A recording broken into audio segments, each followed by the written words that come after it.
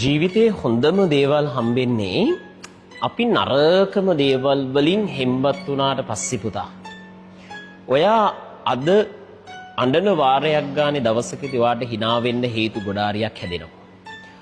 අද මහන්සි වෙන දුක් විඳින රැයක් දවසක් ගානේ වාට අනාගතයේ සැප විඳින අනාගතයක් හැදෙනවා. අද වෙන ප්‍රතික්ෂේප වීමක් ගානේ අනාගතයේ මිනිස්සු බලෙන් ඔයාව පිළිගන්නවා, වැළඳ ගන්නවා. අපි හිතන හැමදේම අපි ආස විදිහට ජීවිතේ වෙන්නේ නැහැ දරුවෝ. නරක කාලයක් ඔයාගේ ජීවිතේට ලැබිලා තමයි හොඳ කාලේ උදා වෙන්න ගන්න. අද අමාරුයි නේද ජීවිතේ?